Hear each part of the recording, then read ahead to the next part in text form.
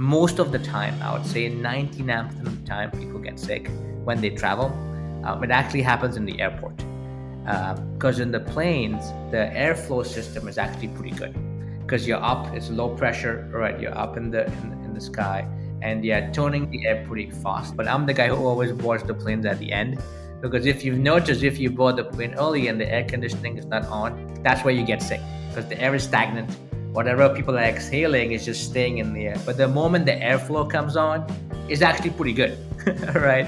So usually when you're in the airplane for that long and the airflow is always pretty good, that's not where you're getting sick. You're getting sick in the air. Immigrant Tribe, welcome again. And this morning we have the pleasure of hosting Dinesh Wadhwani, a visionary air quality expert and serial entrepreneur in the technology and life sciences industry. As the founder and CEO of Think Lite, Dinesh is at the forefront of innovation, working tirelessly to enhance indoor air quality across the globe. What a mission! His expertise and leadership have led to the impactful collaboration with Fortune 500 companies, townships, and other enterprises worldwide, making significant strides in creating healthier environments with a passion for sustainable solutions. Dinesh Wadhwani continues to drive change and inspire others in the pursuit of cleaner, safer air for all. Get this. Nish was first a serial entrepreneur, and he looks back at age 13 when he got into business as an immigrant from Ghana. Walk us through what migrating to the US looked like for you and how you started and got into business at the fine age of 13. Well, thank you, Martin, for having me here. It's a true pleasure. You guys are doing some awesome work, so very, very humbled and excited to be part of this. So thank you for that. Yeah, I mean, we've, my family and I personally have had a very interesting journey, a lot to be grateful for. And our roots, I was born and raised in Ghana, Western Africa. By origin, I guess, by ethnicity, I'm Indian, but my granddad back in the 40s, 50s, migrated to Ghana, and that became home. My brother and I went to the same high school that my dad went to in Ghana, and that's where we grew up. Growing up in Ghana, we were very privileged to be exposed to all kinds of cultures.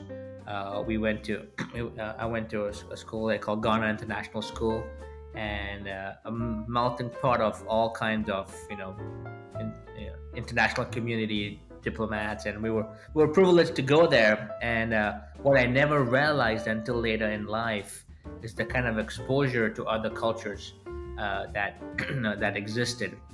And there was, when you go to high school in Ghana, there's basically two options. Is you finish high school and either you go get a job, all right? Maybe if you're lucky, you can get to university and then you find a job. Or if you want to go and study abroad, which is always like a shiny object, right? Is you get a scholarship. And we grew up lower middle class. My dad worked really hard to keep my brother and I in school, and we knew that if we wanted to go to the United States to pursue further education, we heard of friends and people in extended family, who went to the U.S. and realized the American dream, right? We've never been to the U.S. before. It was more of an idea, and I was very fortunate to get a scholarship at Babson College here in Massachusetts, and came here on a full scholarship ride and said, you know what, I want to do entrepreneurship. I've always had, the desire to say, I want to build technology. I love technology. I used to program when I was 13, and we'll get into that here in a minute. And I used to build software, and the goal was, go to the US and start a company and become an entrepreneur, and hopefully support yourself enough that when you graduate, you're able to continue building the business and stay here. And that was the idea, right? Just an idea, 13 years old. By the time I graduated, I was 18 years old, and I was fortunate to come here. And here we are 15, 16 years later. And we've been blessed to build a legacy, a nice business, build a family here. And now Boston is home, right? And but can never forget our first home. We visit often. My parents still live in Ghana, and whenever we can, we go back home to visit, the rest of the family, friends, family, and where we all started, right? And it's always a wonderful feeling. Yeah, that's very interesting.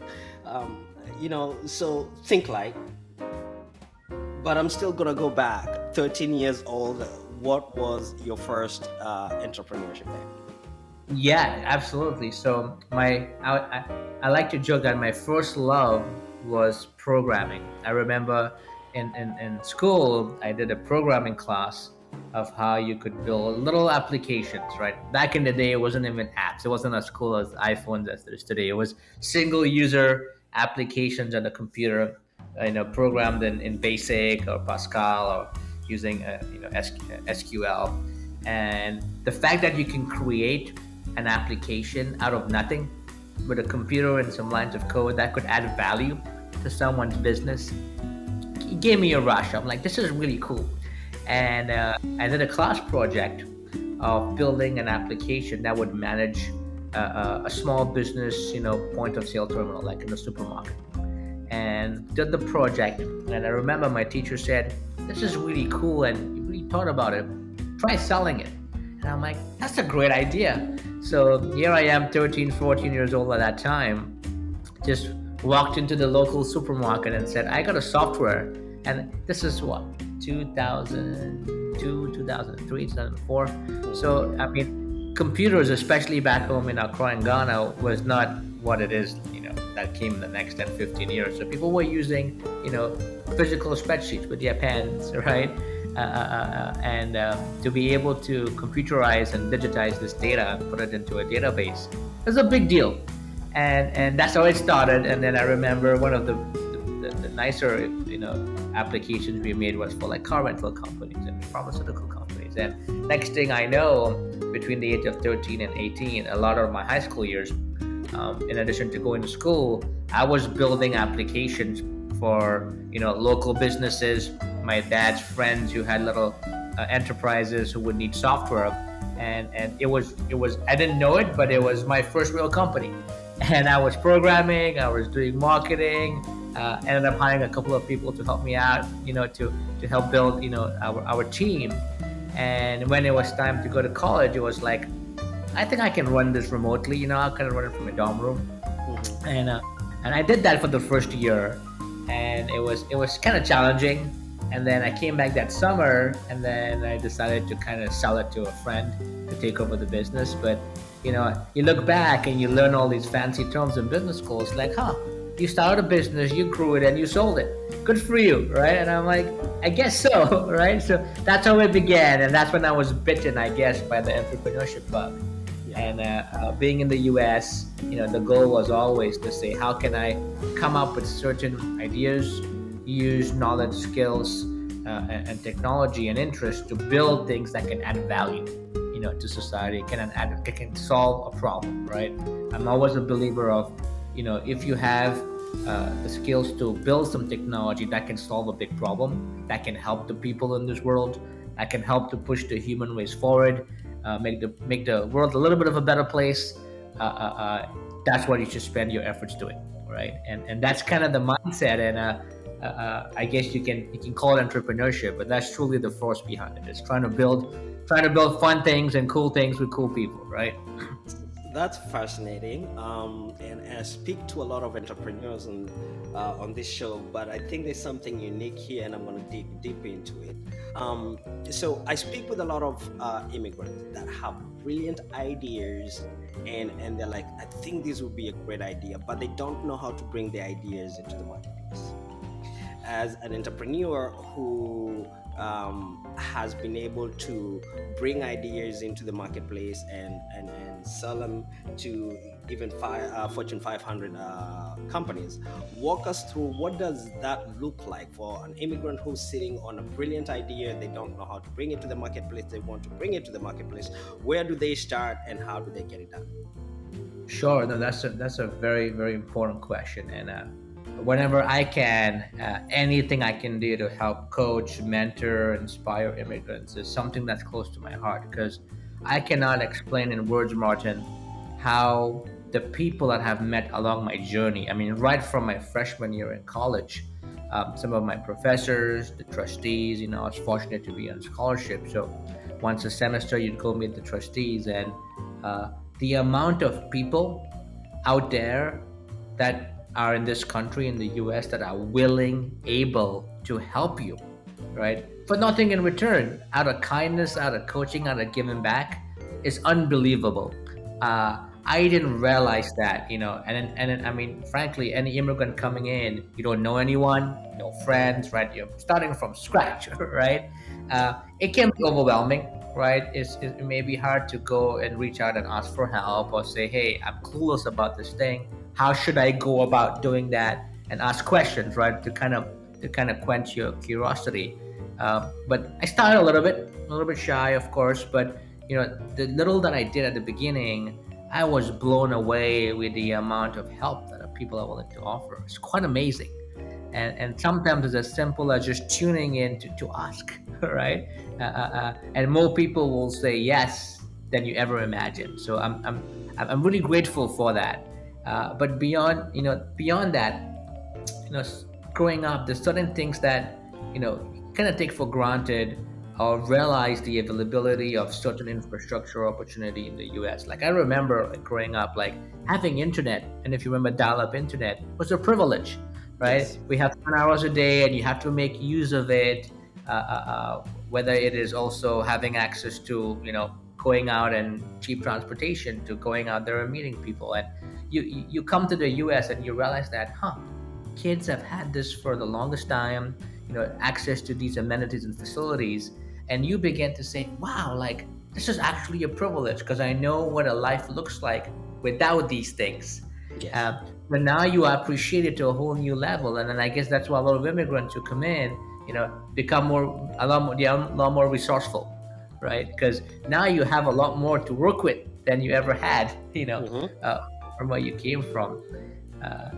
And the other thing I would add is, one thing I really admire and have utmost respect for this country is, it's one of the only few countries that I know of where you can come in and work hard, work very honestly from nothing, and build a great career and build a great enterprise. Right? Is unfortunately in so many parts of the world, people have a lot of skills, they have a lot of good work ethic, good dedication, but sometimes it's who right? There's a lot of favoritism or corruption, and in the US, I mean, it exists everywhere, but I feel in the US is without much bias, without much of the culture of who and where you come from. If someone has skills, they're honest, they work hard, you will get enough of an opportunity to build on. And I'm really grateful for that because, again, I knew nothing, knew nobody when I came here, and was able to build it, in a decade. And I'm very grateful for that. I mean, it's not many countries offer such a platform, right, or ecosystem that to Yeah. do that. So I think that's been a big blessing. So, you started growing Think Light in, I'm assuming, your dormitory in college. That's correct. Um, and you surrounded yourself with um, a bunch of people that really helped you. You talked about mentors and college professors that really brought their resources and gave you perspective and gave you a direction as to where you want to go. In that, you created ThinkLight. What does ThinkLight do, and how is it impacting our community? Sure, absolutely. So uh, we see ourselves as a technology company that specializes in all kinds of sensors, widgets, software platforms that make buildings smarter. We make buildings smarter, more energy efficient, safer. One of the divisions where I spend most of my time on, Think Lite Air, has been around for the last 9, 10 years. And what we specialize in is we build sensors that you place, inexpensive sensors that you place around a building. It could be a hospital, it could be a school, a hotel, an office space, an airport, whatnot. And we can scan and tell you what's in the air in real time. So think about if you have airborne viruses, bacteria, mold spores, smells, odors, toxic gases, biological threats, chemical threats. we know what's in the air in real time, and now you can optimize and solve for that. And an interesting statistic that blew my mind when I first heard about this is 80% of the time people get sick or have a health condition, it's because of some contaminant in the air. The air is the single largest medium that we all share. Like if we are in the same room in the same building, even if we are hundreds of feet apart, whatever you exhale, I'm inhaling. We're sharing the same air, right? And how do people get sick, right? There's three mediums of transfer: hands, surfaces, and the air. And everyone, we had a pandemic, and it's funny because we've been doing this way before the pandemic. But people realized that, oh, let me not touch things, let me keep washing my hands, and that's super important. You cannot undermine that. But just to put in perspective, hands and surfaces is 20% of the time people get sick. What about the other 80%? And granted, it's kind of hard to quantify. How can you see what's in the air? What's not seen is easily forgotten, right? Yeah. And that's what our technology specialize in. Is we have these devices and sensors that will tell you what exactly is in the air. And now we know how safe, unsafe it is, and we connect it whether with the building infrastructure, the HVAC system, and also other peripheral air purification devices that will address what's truly bad. Because the way to take care of a virus in the air is quite different than how to take care of a smell or odor in the air, or a dust particle, or an allergen, right? So now that we know what's in the air, you want to counteract it in real time while people are there to keep it safe. Because how do people get sick is being together, congregating in a common public space. And if you clean the place when they leave at night, it's too late, right? You want to clean it actively while people are in there, so these pathogens are not lingering in the air for long enough for other people to come and catch it and get sick, right? So that's kind of what we do for a living. And it's an amazing thing because we get to see the impact of we make in these kind of facilities where we can reduce sickness, we can reduce absenteeism. Kids in school have, are much healthier statistically, and they are missing school less. Employers can keep employees in the office, make them feel safe, and say, don't just take my word for it, look at the data, right? Here's the data showing you that the air quality is actually safe and clean. So be confident, and people who have asthma, people who have allergies, feel it. They feel a lot better, they feel safer, they feel healthier, they're more productive, and we can bring out the best, in everyone's capabilities. If we get a little bit technical, so your company ThinkLight is providing a device that is reading what the content of the air and allowing those who've bought your technology to be able to protect themselves. So are you also providing a device that at the same time is simultaneously cleaning the air? That's exactly right. Because knowing what's in the air is half the battle, right? Yes. Now, here's how I like to say it: if the air quality is good, fantastic. Let's keep it that way. And even better, let everyone know, right? Let them feel safe. And 2 years ago, the United Nations passed clean air and the right to clean air as a basic human right. Right? It's important. We know where our food comes from. We know where our water comes from, and we ought to know, how good is the air, right? So that's half the battle. The other half of it is, as I mentioned, is yes, we also provide the air purification devices that's specifically engineered and catered to clean certain aspects of the air depending on what the problem is. So now it's very targeted, it's very efficient, it's very effective. Knowing how to clean odors and smells and dust is very different from knowing how to clean viruses. And the key is you want to do it autonomously. Everyone's talking about AI these days. It's a fancy word, but we've been doing it for the last 9 years. Is you want to do it autonomously in the air, so you don't have to think about it, right? So here's a classic example of what a solution looks like. Let's say you walk into a lobby of an office. Air quality is knowing how many people are there based on carbon dioxide, CO2 levels, but we're also scanning VOCs, particle counts. We can break them into shape and size to know if it's virus, bacteria, things like that. And if the quantity of viral load, for example, starts to get really high, because someone's sick in the space, automatically, without anyone having to do anything, it will send a signal to the air conditioning system. it will also send a signal to our air purifiers that we station over there. It will know what the problem is and they will crank up, right? They will ramp up or ramp down to adjust for the air quality to see where it's trending. And now let's counteract it. Let's take care of it and eliminate it out of the air as soon as possible so it doesn't linger for more people to come and be exposed to it, right? So now it starts to clean it. Now let's say the air is clean, people have left. The air sensor now knows the air quality is clean now. It sends a signal to the air purification device. You can crank back down, right? Or go back to a lower setting or switch off because we don't need to do it anymore. So now you're optimizing energy efficiency and safety, right? In the space to make sure that we are living in a safe environment. Fantastic. I can see how that can be utilized in public places like the airports and stadiums and stuff.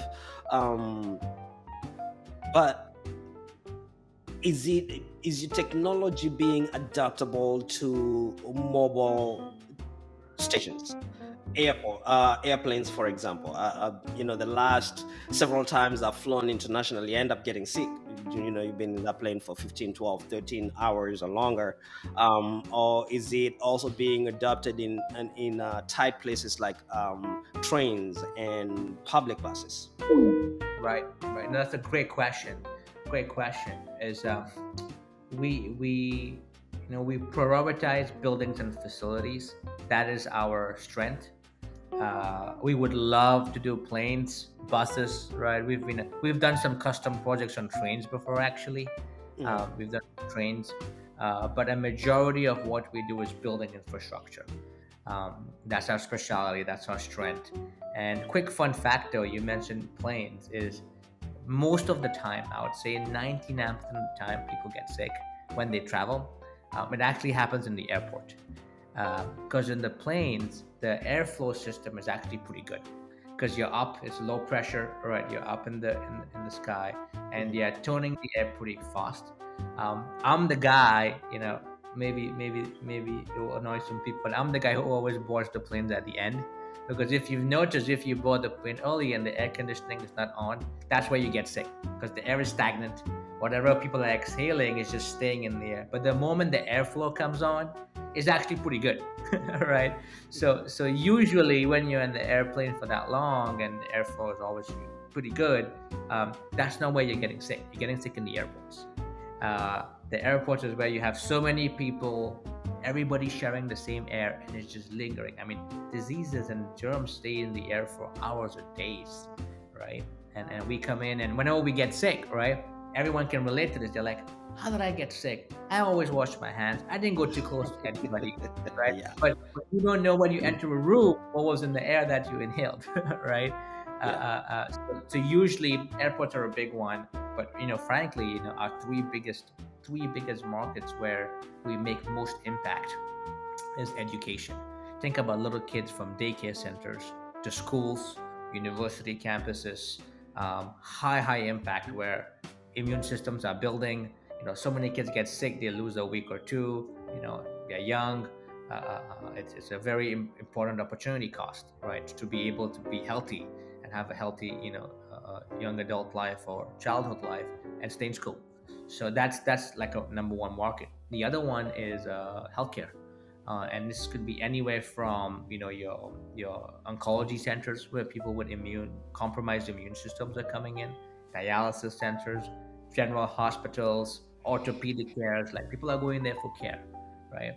And the very interesting thing about the healthcare industry is that if you think about it, people come to the hospitals to get healed and to feel better and to get treatment.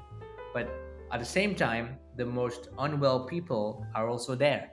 So you're trying to get better, but the very sick people are there, and you're all sharing the same air, right? And it's been like this forever. It's a tough one, right? How do you solve that?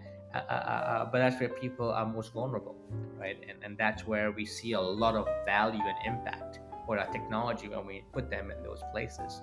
And also the third one is office space, right? We know the world can work remote and it's very convenient. That's great, but there's many times where you need collaboration, you need the personal, interaction, and people are scared, right? Maybe it's an excuse, but people are scared. And employers, building owners, property management companies, I want to do everything they can to let their tenants and workers know that yes, it's one thing to have a nice building, but what's better than a nice building is a safe building. And when you come here, you're not going to get sick, right? You're not going to say, I got sick at work and I took it home and gave it to my family, right? Yeah. So that's a very, very big thing for many business owners and employers. And we enable them to do this and share it and prove it, to their employees, so they can retain good talent, attract good talent, and keep them, sustainable. So, when you were initially creating ThinkLight, what were some of the challenges you experienced growing your organization very early on? Hey, the challenge is every day, man. Even today, uh, um, it's. I feel, of course, there's challenges, but the I'm an optimist, right? I'm an eternal optimist. There's an opportunity in everything, right? People are gonna say no, right? And it's important to you learned early on is you know when you work alone, you can go fast, but if you work together, you can go far. Yes. Right, you can go far, right, further, right. And it's so important to find the right people who have your best interest at heart, who you can trust, who you when we call it a think like family, bring them into the family. And it's a beautiful thing when you have people who are rowing the boat together. Mhm. And it doesn't happen overnight, right? You get people who may not be what you think they were, or may not be as productive or as honest, and it's part of life. It's part of growing a business, but you just have to dust yourself and move on, right? So I've always seen in any problem, in any setback, which you see every day, there's always an opportunity, right? And there's always people out there that will help you, and I've always remembered that. And whenever we've had any challenges, early stages, mid stages, now, always I always sit back and say, "There's an opportunity here, right, to do something better," and it's always stuck with me, and it's helped us a lot. You got a lot of help very early on from the immigrant learning centers in Massachusetts. Is there a need for such learning centers across the country? Yeah, they do some great work, some really great work. And to me, the biggest help was just that sense of community. Going to their events and being a part of it. I was so fortunate to be honored, with an award they gave me, and that's how I learned about it. But when I went to their events, it just goes to show that, hey, you think your journey is unique.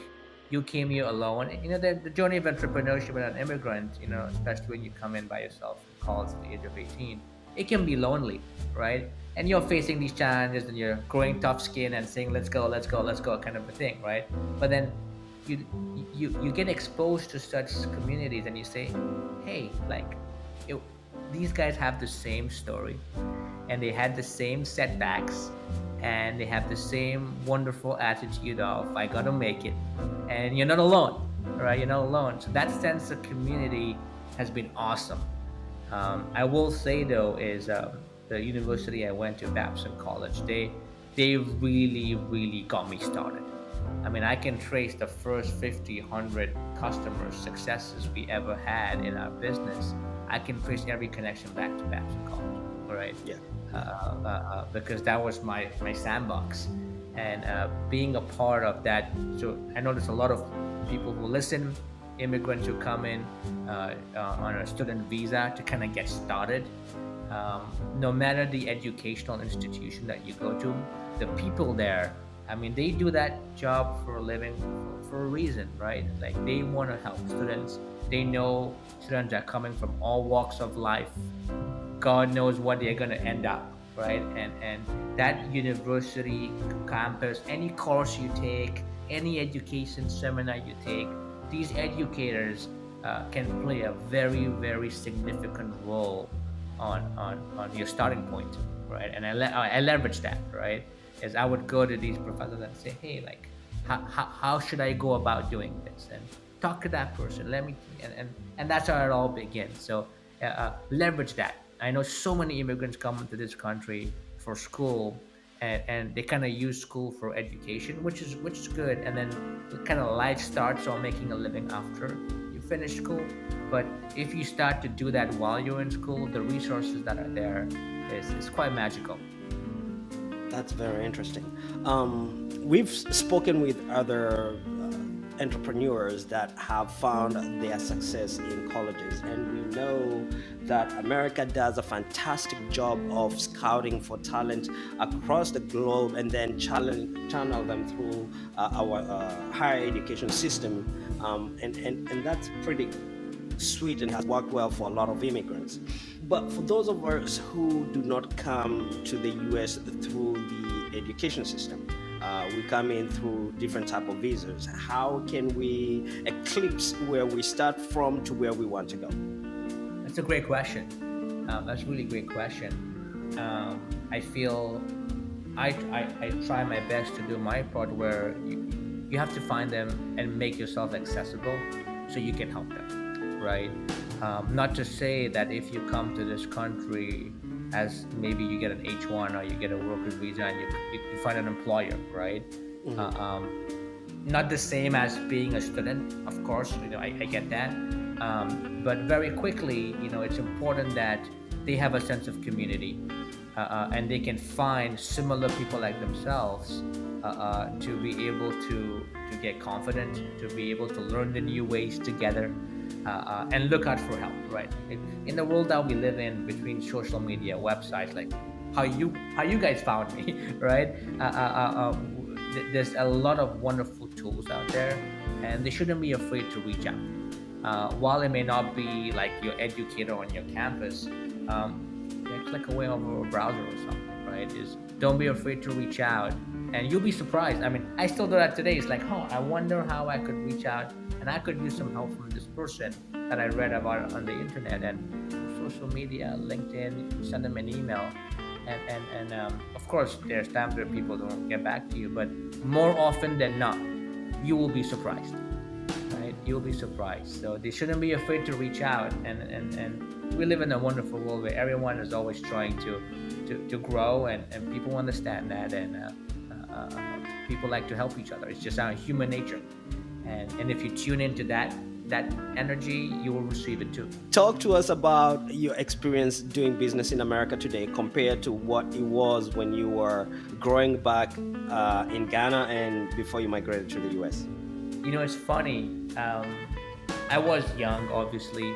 I was a teenager walking into people's businesses, unsolicited, saying I got something for you, right? But I always got the comments, the reaction of, hey, you're a kid, right? You're young. What do you know? And I'm like, yeah, let me try to convince you that I have something that you can benefit from, and of course you kind of work your way through it and try to convince them. But there's always this bias on age, and hey, you're younger than me, and what do you know that I don't know? And which is human nature, right? But being in the US, I feel there's a greater sense of acceptance and equality. Uh, um, um, pe- People say that, hey, there's prejudice and there's bias, and the country is torn apart. And I mean, there's different lenses you can look at the world with. But I remember growing up. I mean, I was 18, 19 years old when I started Think Lite, and yeah, I had an idea and some technology, and I would go to try to hire salespeople, or go to try to talk to a customer, and they would say, "Hey, what do you got? Right? Like, what do you have? And don't waste my time, but tell me what you got." And it was always about the value you could bring, and less about, "Hey, how old are you?" Right? And are you too young for this? That age bias, gender bias, race. You're not even from here. I mean, my accent wasn't that great. Like, they knew, hey, where's this guy from, right? But I'm privileged that I feel very lucky to say it never really came in the way. I was always judged, and I was always dealt with based on the value I could provide, which is how it should be, right? Is what can you do for me? How can you help my life make better? If I like what you have for me, let's work together. And if I don't, I'll tell you and go. Let not your age or your where you're from or how old you are get in the way. And I think the U.S. is a great example of that. I mean, you see kids in high school dropping up and starting Yes, billion-dollar yes. companies, right? Is if you work hard, right, and you work at a skill very well, this country will give you opportunities, and unlike any other, I feel, and I'm a good example of that. Is I mean, I was a kid, right, and here we are. Dinesh, I appreciate that because I have conversations with lots of immigrants that want to get in business and they have issues. Some of them will say I'm not tall enough, and some will say I'm not white enough, and some will say I'm not brown enough, and some will say I am black, and some will say I have a very heavy accent, and some and what I in my experience have discovered over time doing business in America is that whenever you have value and you add value into the marketplace is very welcoming, with Right on. not concerned about your race, your color, your accent, or your pedigree, but they're just very interested in what you bring to the marketplace. If I can double down Very well said. onto your comments, how should immigrants who have those negative, poor assessment connotations, understanding of how society works, um, how should they find inspiration to do the things that they believe would add value into the market and pursue them rather than hide behind the curtain of I am not this, neither am I that?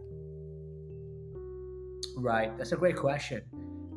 I think, Martin, you are doing a fantastic job with this podcast to inspire them, right? The fact that they have exposure, right? I feel that that's the best way to learn, right? Is being exposed and through examples, through real life relatable Yes. examples. Uh, uh, Podcasts like yours, organizations like yours, where immigrants can say, "Hey, look, that guy could do it, and he could do it, and she could do it." And despite all insecurities or gender bias, race bias, whatever, I'm not tall enough bias, right? If he and she and her could do it, why can't I do it? Because you and I both know there's incredible amount of examples out there, good examples to be Yes. inspired from. And I feel the opportunity is exposing these people, who are not so confident, to these wonderful good examples. And then you see and you learn, and it's like, hey, like I'm no different, right? And I feel, the reason that most people would feel that way is because they don't believe, or they don't have the exposure to see that, oh, people just like them have done it before, right? So maybe they think they're the first one, or I'm not wide enough, like you said, because, well, there's a million successful black Yes. entrepreneurs, right? But just get to know five of them, right? And your mind will change forever, right? Permanently, Why is that important? Why is it important that you should associate with successful people, successful minds? because they lift you up, right? I mean, the I love this saying that that a high tide raises all boats, right? So if you surround yourself with people with positive qualities who are successful, it's gonna rub off on you, right? You learn from each other, and similarly, you surround yourself with people who may not be the best company for you, or who drag each other down. It's also gonna drag you down. I mean, it's human nature, right?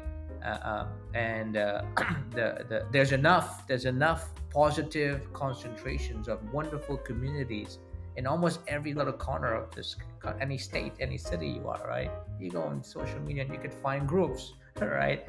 And you see stories and you learn from people out there, and the more you engage with those type of people, the more you're going to Of be course, lifted, of course. right? So, Dinesh, looking back, on your very interesting, successful journey, I find it fascinating when I meet entrepreneurs like yourself who say, I just walked out the door and I went and told them I had something that would add value to them. So, because individuals who have the type of courage you have are very few in this world, right? So, looking back on your journey, what are some of the key lessons you have learned over time that you know continue to help you make a positive impact, not just for your business but also in your community?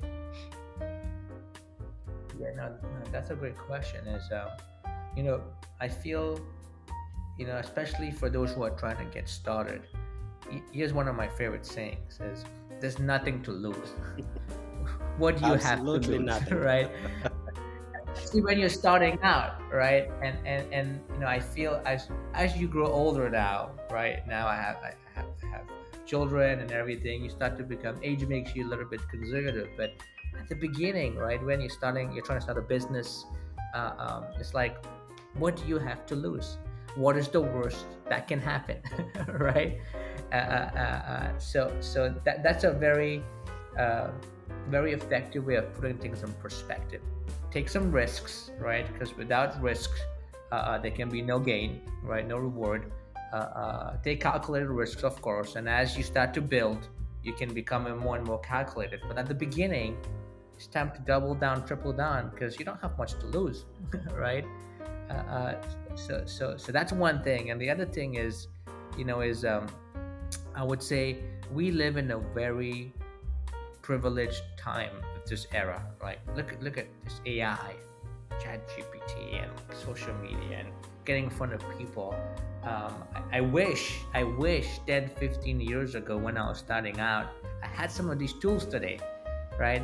What would take me a lot of hard work and hours to try to find and get done, we can do it today in Yes, minutes, yes, right? So it's having that perspective of the number of free, inexpensive tools that technology has exposed us to. And I know it's sometimes it's hard to take it, to really take advantage of it because you take it for granted, or we kind of grew up, younger people grew up with it. But those who have lived a life without it, you look at the value of it so differently.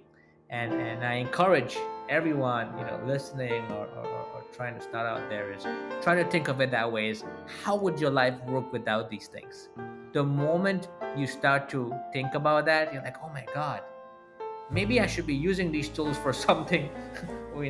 People start businesses online, like working 3 hours a night, because there's tools you can do that with, right? So it's not as it's starting a journey, a new journey, entrepreneurship journey always looks like an uphill battle. But there's so much technology and tools out there today that make it a ton amount easier, significantly easier. And when people realize that the tools they have at their fingertips, gotta take advantage of it, man. It's a beautiful thing. of course it is. Tribe, we are today speaking with Dinesh Wadhwani, and he is an air quality expert, serial entrepreneur that started at the age of 13. He is the founder and CEO of Think Lite and works closely with Fortune 500 companies, townships, and enterprises across the globe to improve IAQ. Mr. Dinesh, tell our listeners, the Tribe of Immigrants, where they can find you online and on social media. Absolutely, yeah. Just punch in my name, Dinesh Wadhwani, into LinkedIn, and feel free to reach out to me, message me anytime, and I'm always happy to work with, help mentor, coach, inspire immigrants, anyone on their entrepreneurship journey, anyone looking for help. It's always a responsibility I feel to give back. Um, Too many people have been too kind to me, and the only right thing to do is to pass it on. So feel free to reach out to me on LinkedIn. You can go on our website, thinklite.com. Reach out to us on our website. My team will, if you want to reach out to me on email, on phone, my team will get me in front of you. So always happy, and I always try my best to be accessible. So don't be afraid to reach out to me. Anyone else you'd like to meet, should start somewhere, and you'll be surprised with the response that you can get with people always trying to Very help. good, very good. So, Think Light is working on a mission to improve air quality. Do you, as an organization, have a moonshot project that you're working on at the moment? Something that the world has not discovered yet, that to you sometimes seemed impossible, but now you see the possibility of it. Yeah, I mean, yeah. Thank you for explaining. I mean, that's the kind of stuff that excites me, right? Is what's the new territory that you can push the envelope to help us all as a society, and we are spending a lot of time investing a lot of resources, and like everyone else is trying to use machine learning to just make things better. We are collecting so many data points. I mean, we have thousands of sensors out there collecting data every second. We know what a clean classroom looks like versus a not so safe classroom. What a clean prison facility looks like that's safe versus an unsafe one based on air quality, right? We know what a safe healthcare hospital looks like versus not. So we have these millions and billions of data points, and the big question is, what do you do with it, right? What do you do with it? And I imagine a world where there is there's a there are standards, just like how you have standards for clean food, clean surfaces, for clean water. There are published standards of exposure. You can walk into a building and know, hey, if you have a weak immune system, this person is older or have these diseases, your exposure index to what this air quality means to you is good or not so good, and build standards around it, because air quality is such a dynamic, sensitive thing. You can't expect the air quality, for example, in a kindergarten classroom to be the same as the air quality in a hotel lobby, right? But if you have profiled the places and know what an acceptable standard is in different environments based on the application, you can now start to give the world or these buildings a guideline. What I've learned is so many people, you speak to all these facility managers and building owners, they want to do the right thing, right? But they're like, what's the standard? And we are telling them, know what's in the air and optimize it. You want to have the safest air possible. But what's an acceptable standard for safe air? That's an ambiguous statement, right? And microbiologists, the government, politics, scientists, technology people got to come together to establish and agree on an acceptable standard.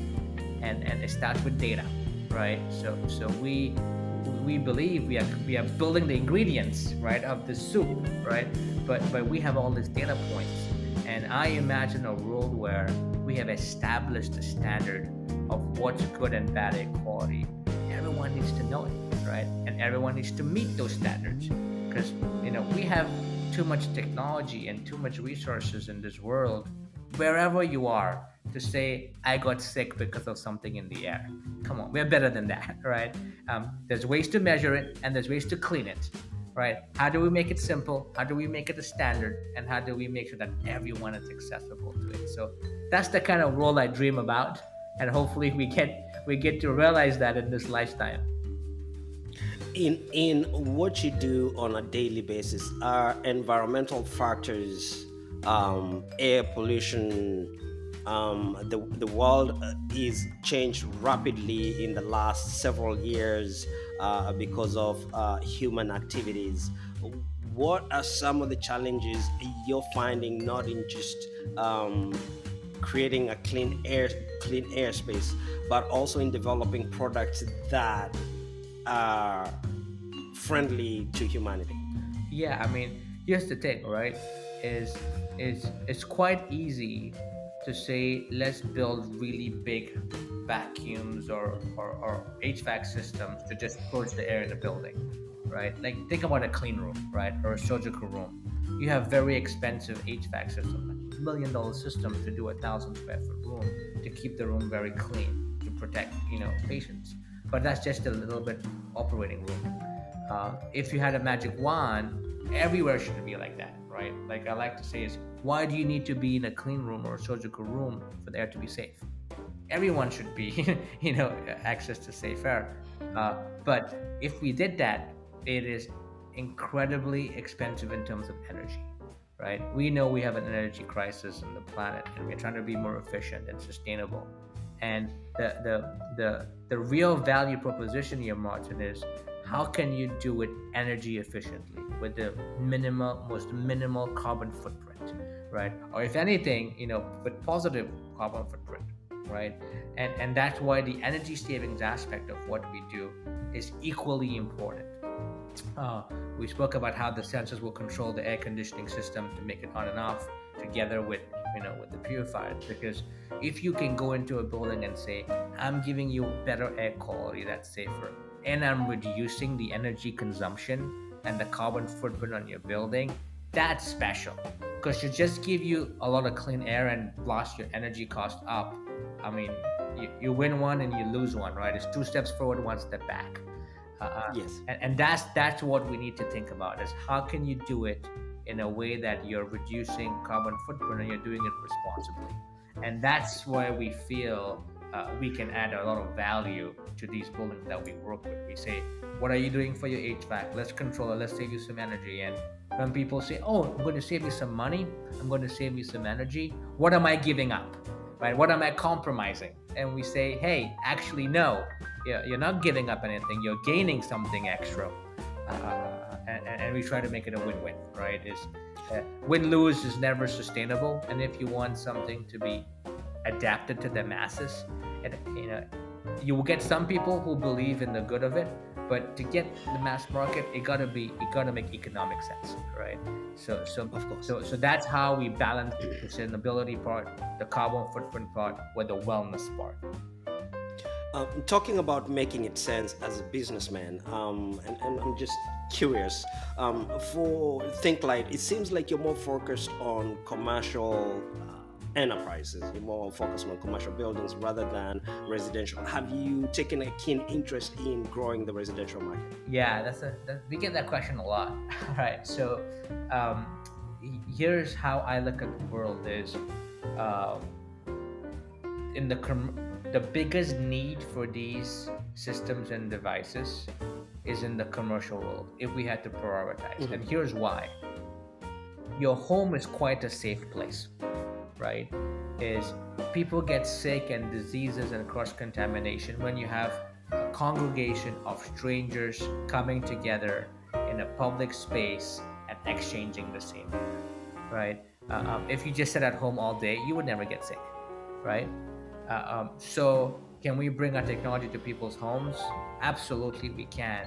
But if we want to make some big strokes in the world to prevent people from getting sick and compromise immune systems and being exposed to places, we want to start where the masses are coming together. So I feel that there's a greater need in the commercial space. That's a big mission. Hopefully we can make some dents in that, and then of course we can do some stuff in the homes. But I mean, some people buy our stuff and put them in the homes. If you have really big homes or you're always entertaining and a lot of strangers are coming in, then sure, right? But for the most part, right, if you're home with your family, it's a pretty safe place. Like, where does your kid get sick from? When they go to school. That's where they pick up the germs and coming back into the house. So you can focus there, bigger impact, right? Yes. Dinesh, if we were to place you in a room with 500 immigrants varying in age from youth to older adults, and we know most of the immigrants that come or migrate to other countries are migrating for a variety of reasons: health, war, they're escaping poverty. There's a myriad of reasons why people are migrating. So if we put you in a room where there's 500, 1,000 immigrants in a variety of age, and most of them are interested in business. They are looking to do something that would allow them to grow themselves financially quickly, but at the same time impacting their community. Sure. What would you say to them? I would say harness your passion, right? Things that excite you. Before even you think about the business aspect, right? It could be a hobby, it could be something you just really care about, because that gives you that infinite energy, right? Find something that excites you, a problem that you like to solve, that you feel strongly about, and then as you build the business around that, you'll never feel like you're working anymore, right? Now it's fun. right? Now you are become a missionary for a bigger idea. So harness your desires, your passion, your skills, your interests, and find that thing that's your calling. And then when it's time to build a business around it, uh, uh, organically be easier, right? Reach out for help, use technology, don't be afraid to ask for help, surround yourself with the right people. But now you become a force for an idea that's you, right? It's a reflection of you. And I feel like if you look around, and where I get my inspiration from is the most, how do you define success, right? You can say the most successful entrepreneurs, but the happiest entrepreneurs are the most fulfilled entrepreneurs are the ones that who have started businesses that was more than just the financial aspect. That concept or that problem they were trying to solve meant something deeper to them, right? It Yes. meant something a lot deeper to them. And everyone has that, right? Everyone came here for a reason. There's something they didn't like, from causing them to leave, or they came here to pursue an interest. And if that's become the center of your entrepreneurship journey, it's a lot easier. It's a lot easier. Very interesting. Thank you, Danish. Tribe, today we've been speaking to Dinesh Wadhwani, the CEO and founder of Think Lite, a company that is in the forefront of innovation, working tirelessly to enhance indoor air quality. Danish, tell our listeners one more time where they can find you online and on social media. Awesome. Once again, a pleasure to be here. Thank you, Martin. Feel free to just look me up on LinkedIn, Dinesh Wadhwani, or go to our website, thinklite.com, and just drop a message. And I'll be very happy to engage, have a chat, get to know you, and hopefully we can help each other in this wonderful journey, called life. Very good. We will. We will. Dinesh, I hope that we can stay in touch. I would love for us to partner in the future and create something amazing for humanity. I am sure we can figure out something. I truly, truly did appreciate your time here with us at the Immigrant Nation podcast. Please feel free to come back again. And the next time we're in Massachusetts, we will touch base. That'll be We have a wonderful. lot of contacts out in Massachusetts. That's Which we think- wonderful. Yes, yes. So we really do appreciate you. Thank you. Thank you so very much for your time. It's an honor. Thank you. You're doing a wonderful job with the podcast and for reaching out and inspiring. So thank you for that. And thanks for the opportunity. Thank you for your time. We appreciate you. Bye bye.